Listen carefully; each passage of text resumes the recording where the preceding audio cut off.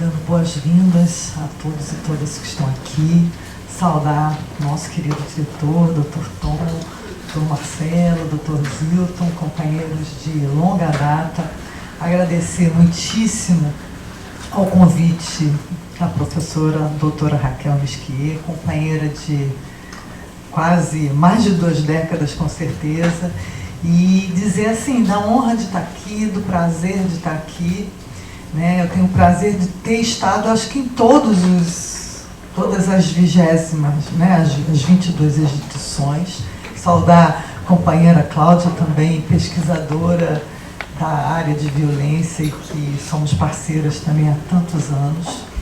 E primeiro, assim, antes de tudo, dar os parabéns a vocês que decidiram, né, seguir na qualificação e na formação, seguiram, apesar, né, de todos os obstáculos, as dificuldades que a gente tem no dia a dia e na nossa trajetória cotidiana e profissional, vocês resolveram assim, não, vamos lá, vamos, né, aprender um pouco mais, vamos buscar mais conhecimento, vamos buscar parcerias e conexões para trabalhar melhor.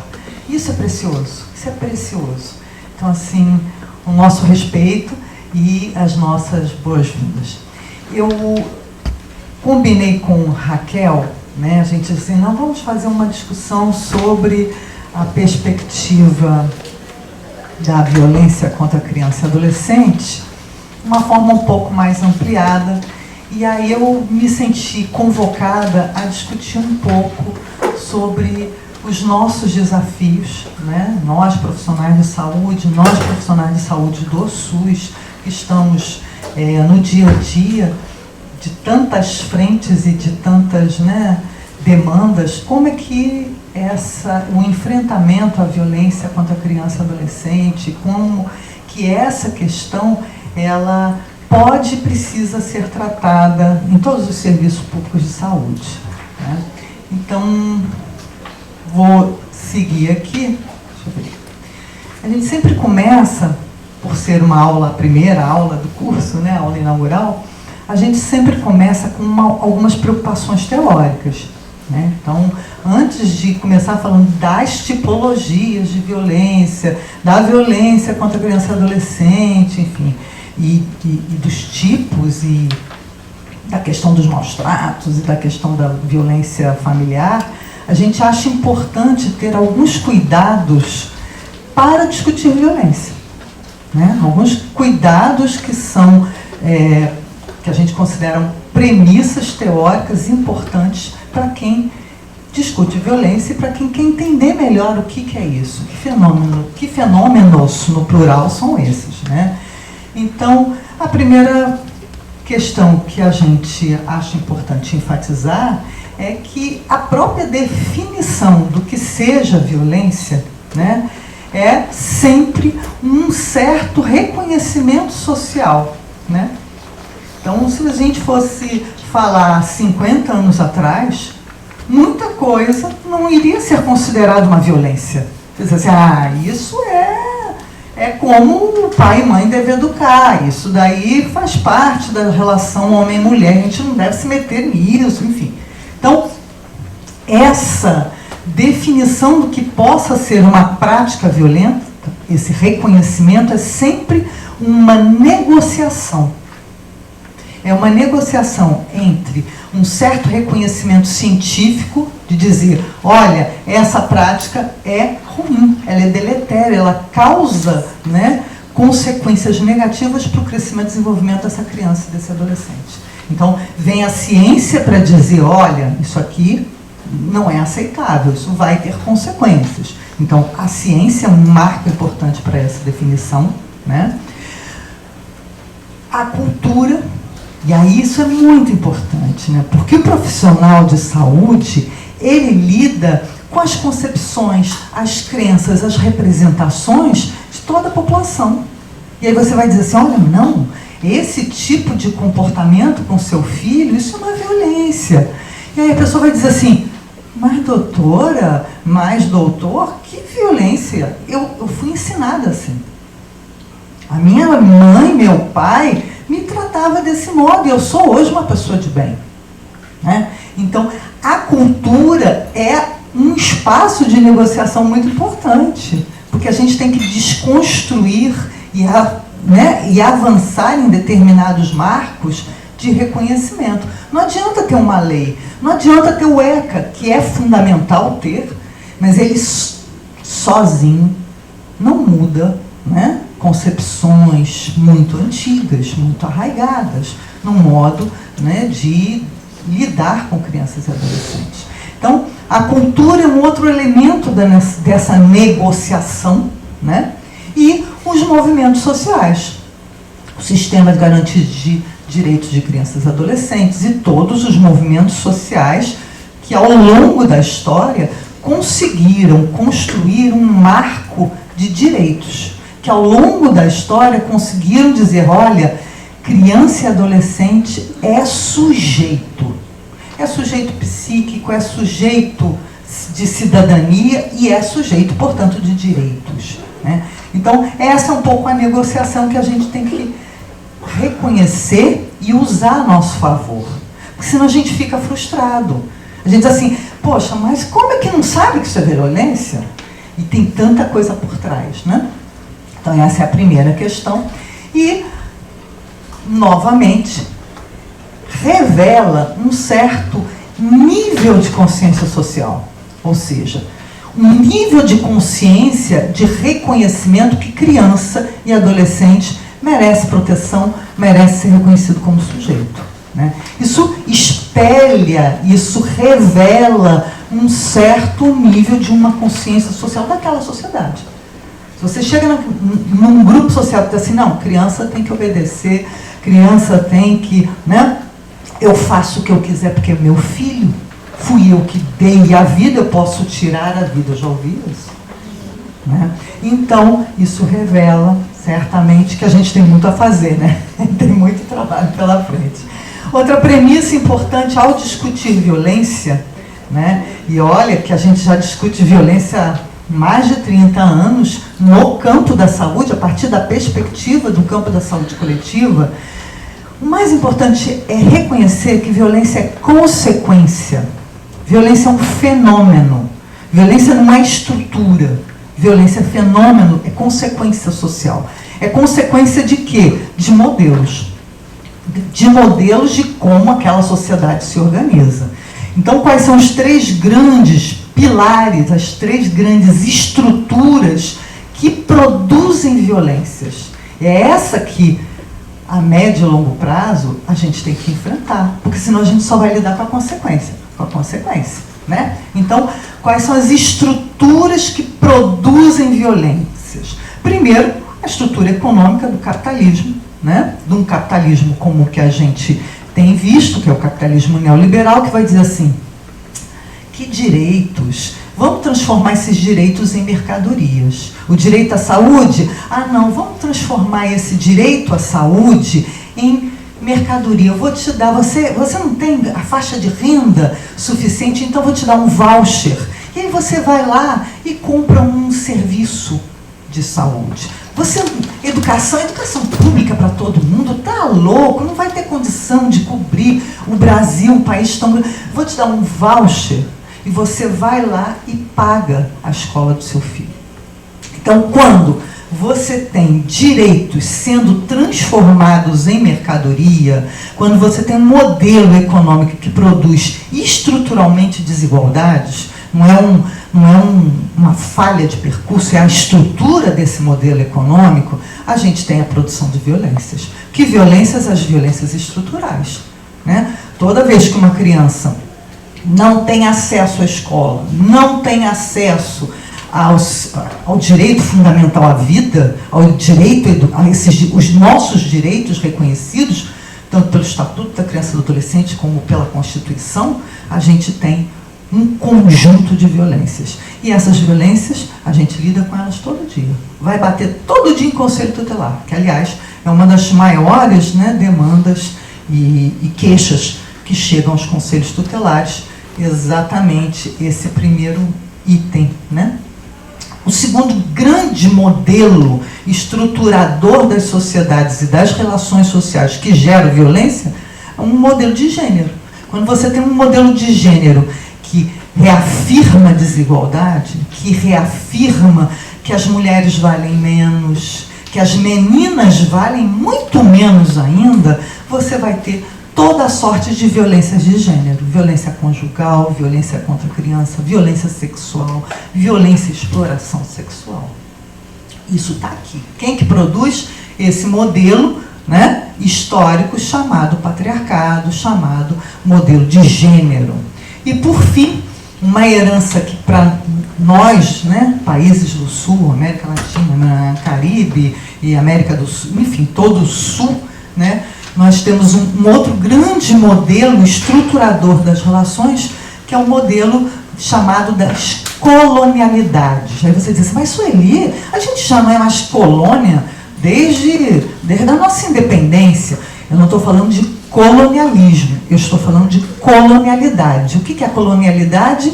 São essas heranças, né? E qual que é a maior herança que a gente tem? O racismo estrutural.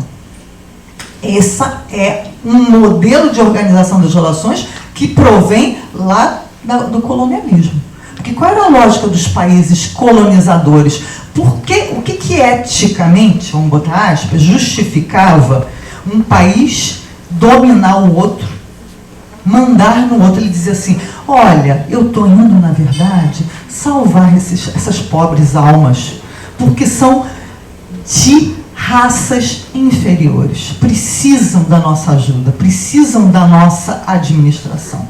Tá? Então, esses são os três grandes modelos que são geradores das violências cotidianas. A violência do racismo, a violência das relações de gênero, a violência na família, está muito também atrelada a esses modelos geradores. Quando a gente fala de violência, outro pressuposto, a gente sempre fala no plural, são violências as mais variadas, tá? Então, a gente tem a violência estrutural, que é o marco da reflexão, que é essa advinda de um modelo político, econômico, que não garante, né, direitos iguais, não garante acesso aos direitos de forma igual, que produz desigualdade, a violência estrutural. Segundo contexto, né, a gente tem a violência institucional, a familiar e a comunitária. Tá? A violência familiar, que é o nosso foco, né, de reflexão, ela está ali em destaque, porque é também uma das mais notificadas contra as formas de violência contra a criança e adolescente. De acordo com o foco, isso é uma definição, inclusive, da Organização Mundial de Saúde, ela pode ser dirigida a si mesmo, tentativa de suicídio, ideação, etc. Pode ser interpessoal, ou seja, de uma pessoa em relação a outra, ou comunitária, grupos contra grupos ou grupos sociais contra pessoas. Segundo a natureza da violência, ela pode ser física, e está em destaque a física, porque é a que mais recebe notificações, né? A física, a sexual, a psicológica e a violência da negligência. Sempre, a gente vai discutir isso ao longo do curso, sempre importante ter a clara distinção entre negligência e não ter as condições de prover aquele cuidado, né? Então, a gente não pode chamar de negligente uma mãe que não tem, né, uma família que não teve as condições, né, seja por não ter a informação, acesso, recurso para prover aquele cuidado. E quando a gente fala violência contra a criança e adolescente, violência em infância, né, contra a infância e adolescência, quando a gente fala desse ciclo da vida, a gente também tem que pensar, gente, que não existe uma infância universal. Né? Na saúde a gente trabalha muito com marco etário, de 0 a 10, faz aqueles marcos etários. No campo das ciências sociais, a gente chama atenção que é preciso, para ter uma ação mais efetiva, seja em promoção, em prevenção, no cuidado dessas crianças, a gente tem que reconhecer que existem infâncias e adolescências diferentes. Parece óbvio, né? Mas essa obviedade não se reflete nas ações da gente. Então lá tem a infância preta, a infância de meninas e meninos negros, é diferente de uma infância branca. Eu tenho uma aluna que está estudando isso, é tão bonito, gente. Ela está estudando o quanto que a literatura sobre violência sexual, que mostra com os dados que as meninas, né, negras são mais afetadas, a literatura não reflete a questão de raça e etnia, não reflete a discussão sobre racismo, transforma essa discussão numa variável, né, numa variável, raça, cor, variável, e passa e vai embora, e não discute o tema, né? Então essa é uma discussão importante. Infâncias brancas, infâncias indígenas, né, são diferentes. Assim como a gente aqui no Rio de Janeiro, a gente vê isso com muita clareza, né? A infância da Zona Sul é muito diferente da infância da Zona Oeste, é muito diferente da infância da Zona Norte, né? São marcos, né, de socialização, de relações familiares, enfim. Uma vez eu vi uma operadora de direito falou assim: mas pessoal de classe popular fala muito alto, fala gritando, isso é uma violência. Eu falei assim, não, calma. Fala alto, porque é outro marco de cultura, e todo mundo fala alto, não é, né, dirigida especialmente a uma violência. Enfim, infâncias sulistas, sudestinas, nordestinas, a gente tem que ter esse olhar da especificidade, não existe uma violência universal. E óbvio, né, as infâncias ricas são diferentes das infâncias pobres. Isso não precisa ser nenhum gênio, né, e nem sociólogo para perceber isso, né? Por quê? Por que são diferentes? Porque tem marcos de relações familiares diferentes, socializações diferentes, tem um exercício de parentalidade, uma ideia de que o que cabe para essa mãe, o que cabe para esse pai, o que cabe para os irmãos, né? Tem e óbvio, oportunidades sociais distintas, tem redes de apoio diferentes. Hoje, quando a gente trabalha com o marco do atendimento à criança e adolescente que está em situação de violência, a primeira coisa que você faz são os mapas de redes. Qual é a rede que aquela família tem ou não tem? Qual é a rede que aquele serviço que está atendendo dispõe ou não dispõe, né? Então, a questão das redes de apoio. São infâncias que levam à construção de imagens de si, de autoimagem, de autoestima diferente, né? Uma das discussões, por exemplo, das infâncias pretas, que os pensadores e pensadoras negros e negras que estão discutindo esse tema, estão discutindo o quanto que é difícil para uma menina, né, negra construir uma autoimagem positiva, né, uma autoestima, seja por seus atributos intelectuais ou beleza estética, o que seja. Então, novamente, isso é importante da gente estar discutindo, tá? Então, da mesma forma, quando a gente fala em família, a gente tem que falar família no plural, né? Não existe uma única família, um único modelo de família, não existe uma família natural. Existem N modelos de família, né? Seja definidos por laços consanguíneos, né? Ou por afeto, por vínculo, por, né, partilha. Então a gente tem famílias no plural. Uma é melhor que a outra? Não. Família boa é aquela que protege, que cuida, que dá amor, que dá carinho, mas que também tem conflito, né? A gente também tem que parar com aquela idealização de que a família é aquela coisa de comercial de televisão. Família tem conflito. Conflito é diferente de violência, tá? Conflito faz parte das interações, da diversidade, enfim, violência é outra coisa. Então, não tem família melhor que o outro, tem vários modelos de família e ponto. Vamos seguir. Alguns dados, né? Registro, até para a gente ter uma coisa mais atualizada. Esse dado é da área de segurança pública. Então, o que a segurança pública vai notificar é diferente do que a saúde vai notificar, porque são, né, instituições diferentes, com missões sociais diferentes. Então, você veja, nos dois últimos, né, nos três últimos, 19, 20 e 21, você tem aqui em verde todas as violências relacionadas ao âmbito familiar, o verde clarinho e o verde escuro. Tá? O azul, 73 mil casos, né? Essa pesquisa foi um levantamento feito em 12 estados, não em todos os 27, em 12 estados, mas os de maior população. E você vê que também, olha a questão da violência sexual, como é que está, né? Estupro, enfim. Mas aí é o viés da instituição, é uma instituição policial. O que mais notifica é o que mais as famílias, as pessoas, a população acha que tem que notificar para aquela instituição. Tá? Esse dado já é da nossa ficha, do CINAM, também pegando o mesmo período, 19 a 21, considerando todas as formas de violência na primeira tabela, e na segunda tabela só a violência física. Tá?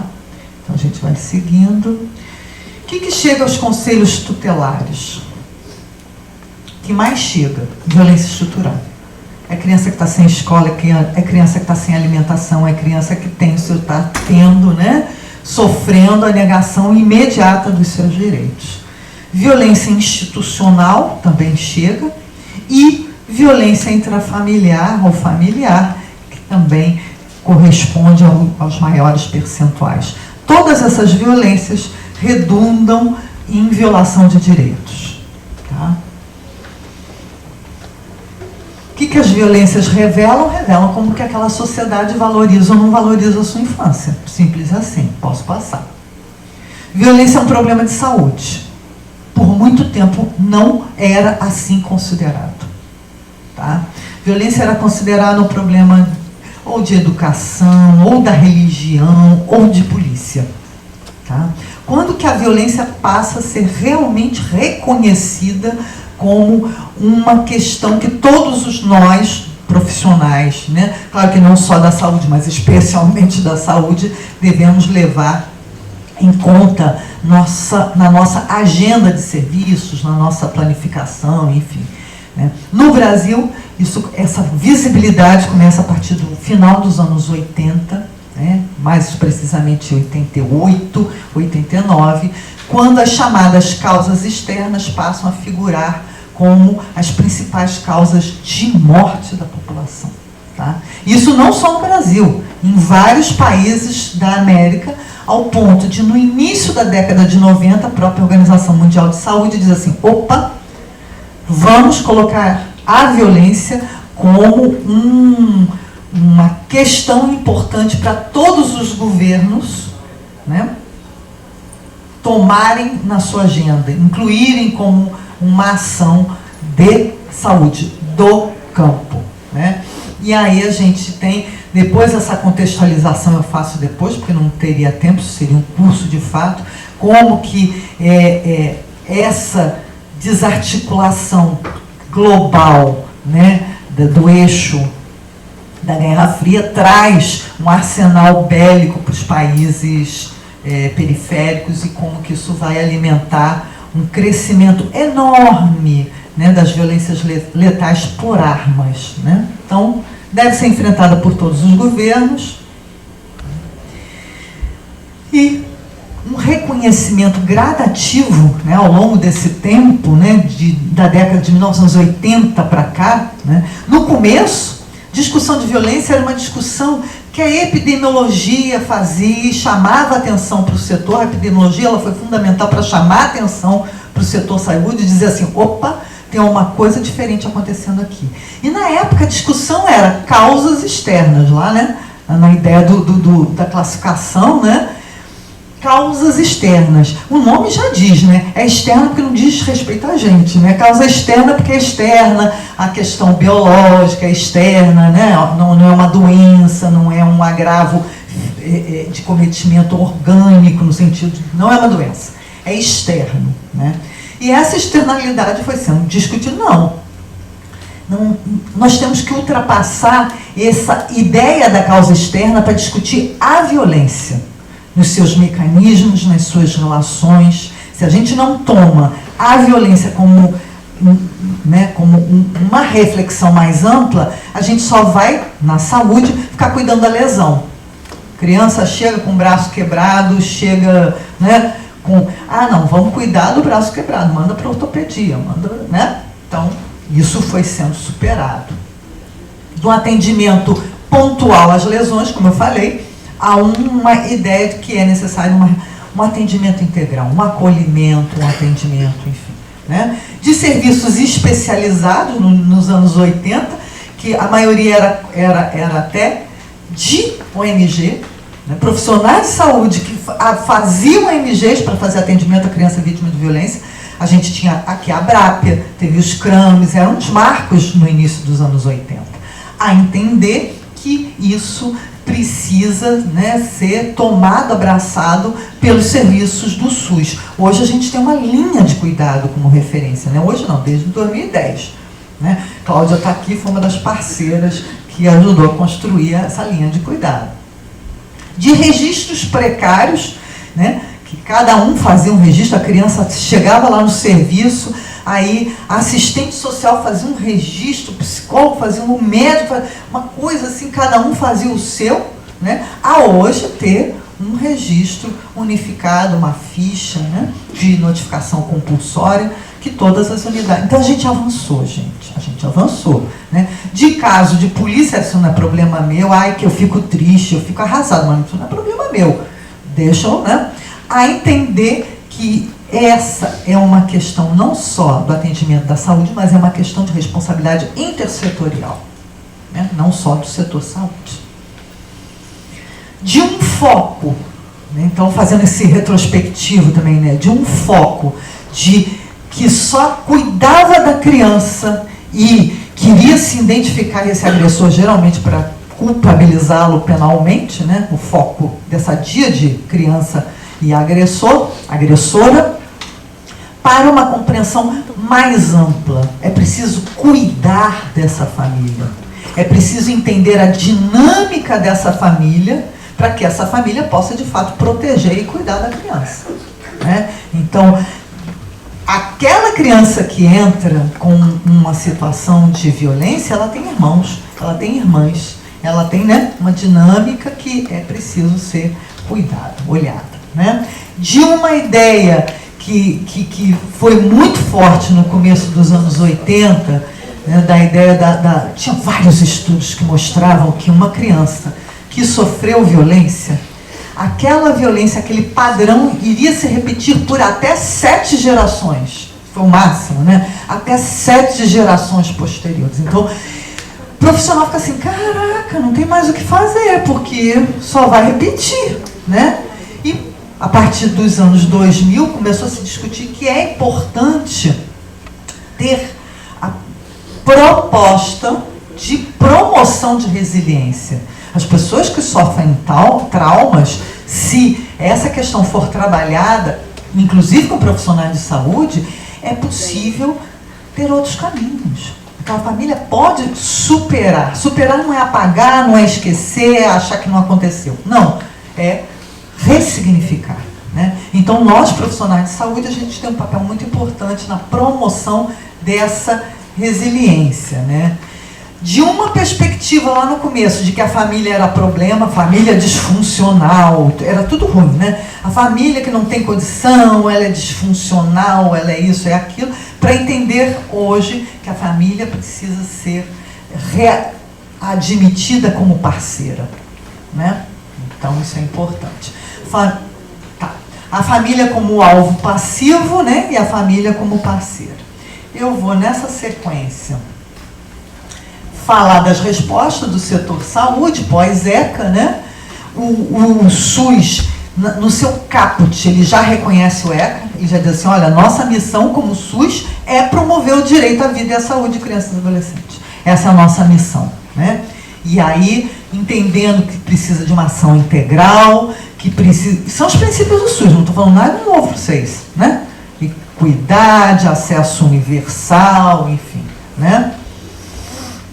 A gente tem, desde 2001, vou deixar essa apresentação aqui para vocês, gente, um monte de planos portarias que regulam e apoiam a atuação do profissional, tá? Para tudo, seja para o registro, seja para o acolhimento, o atendimento dessa criança e adolescente, seja para a questão das violências sexuais que demanda, né, do profissional de saúde, além do acolhimento, demanda um conjunto de atendimentos de ordem clínica, né? Assim como permite prover, inclusive, a oferta da interrupção de uma gravidez decorrente de abuso sexual, né? Então, tudo isso está regulado em várias portarias que, para a gente que é do campo, é bom conhecer. É bom a gente ter, sabe? Porque na hora de... você já leu a Política Nacional de Redução? Você já leu, né? Você desarma a pessoa, porque nada como conhecimento, né? Conhecimento é coisa maravilhosa. Então, aqui são N portarias que regulam a norma técnica de atendimento a agravos resultantes de violência sexual, as diretrizes de atendimento, que fala do atendimento integral e obrigatório. Nossa, tem muita coisa, gente. Aí você diz assim, poxa, que bacana, né? Eu vou passar rápido. Mas é cumprido?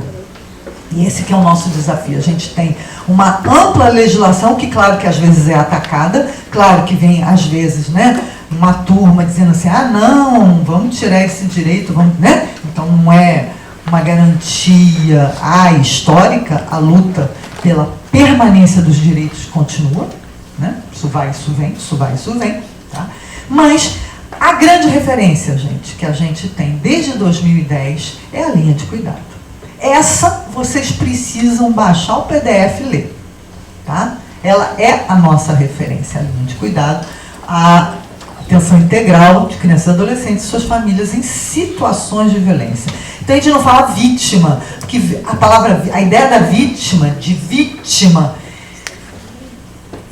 congela a situação. Em situação de violência, porque a gente espera que seja uma situação transitória e permanente, né? Que a gente vai atuar, vai ser transitório. Aqui tem toda a linha de cuidado, e eu vou falar um pouco, né? Atenção primária, para média e alta complexidade, a ideia do acolhimento, das parcerias da rede intersetorial. Ninguém atende caso de violência sozinho. Nenhuma unidade de saúde dá conta das enormes complexidades que estão presentes naquela família em situação de violência. Você precisa das parcerias. Você precisa saber quem que no teu território é teu parceiro. Porque senão você está sozinho, né? Isso é a condição para o ineficaz, para a impotência. E no final, o acompanhamento, o segmento desses casos. Quais são as nossas fraquezas e as nossas fortalezas, né? Em termos de nós aqui dentro do SUS, enfim. Nossas fraquezas, as enormes desigualdades regionais, né? Se você for para determinados municípios no interior do estado ou em outros estados, não tem, né? O acesso é difícil, a oferta de vagas é mais difícil ainda, a disponibilidade do serviço não está garantida, você tem que ir para um consórcio no município do lado do outro, enfim, né? Então, as desigualdades regionais, o acesso, contratos temporários. Eu sempre falo isso em todas as minhas aulas. A precarização das relações de trabalho na saúde é algo muito ruim, né? Porque você vai e faz toda uma formação com aquele grupo está comprometido, e aí o contrato, um ano depois, acaba. E aquele grupo que já tem uma expertise, já tem um modo de trabalho, vai ser substituído por outra empresa, né? E isso é um desafio enorme. Desinvestimento no SUS, não é à toa que a gente está falando de reconstrução do SUS, porque nos últimos anos, né, especialmente núcleos de prevenção da área de violência, que quase todas as capitais tinham, hoje quase nenhuma tem, e a gente tinha esses núcleos de prevenção. Os NASFs, né, os núcleos de apoio à saúde da família, que são fundamentais. A atenção básica foi muito, né, a atenção primária de saúde foi muito atacada, a gente sabe por quem, né, nos últimos nos últimos anos, né, especialmente aqui no município. Então a gente está falando de um processo de desinvestimento que precisa ser reconstruído. Atenção em saúde mental é outro nó, né? CAPSI, CAPS-AD, né? CAPS em geral, né? Dificuldades de articulação intersetorial continuam, isso é o eterno. A gente tem dificuldade de articular com SUAS, que tem dificuldade de articular com a educação, enfim. E esse é o nosso desafio, a gente precisa aprender a fazer isso melhor. E as nossas fortalezas. Quais são as nossas fortalezas? A gente já tem uma massa crítica de como fazer. A gente já sabe como fazer. A gente tem um monte de protocolos, muita experiência acumulada. A gente não está inventando a roda. Tá? Acúmulo de experiências bem-sucedidas também. A gente tem várias experiências de municípios no Brasil afora que fazem um atendimento integrado com articulação intersetorial, acompanhamento das famílias, discussão de casos, né? Então a gente tem muita experiência legal. E a gente também hoje conta com movimentos sociais muito atuantes. Isso é uma, aspas, novidade, né? Isso talvez tenha sido uma das boas coisas que a globalização trouxe, né? Um fortalecimento dos movimentos sociais nível internacional, não só no Brasil, né? Então hoje a gente tem uma discussão sobre os direitos, né, da infância e da adolescência que a gente não tinha, tá? A gente tem um maior envolvimento da sociedade civil, a gente pode falar assim de N fóruns, a gente tem aqui o fórum da Rede Não Bata Eduque, no Rio de Janeiro, mas nos outros estados a gente também tem vários fóruns com propostas muito boas, né? E a gente hoje tem um momento político favorável. A gente tem que aproveitar. Digo logo, a gente tem que aproveitar logo.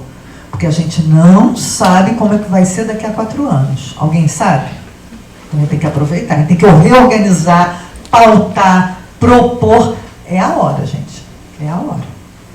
E a gente, eu acho que eu vou fechar por aqui, a gente tem o mais importante. A gente tem a gente mesmo, como profissional. Não é à toa que esse auditório está cheio. Porque tem um monte de gente como você, que é comprometido, que quer fazer diferente, que tem uma perspectiva ética do cuidado. E sabe que tem um papel nessa história toda, né? Então, acho que esse é o que é de mais precioso. A gente tem a gente. Então é isso. Muito obrigada. E passo para a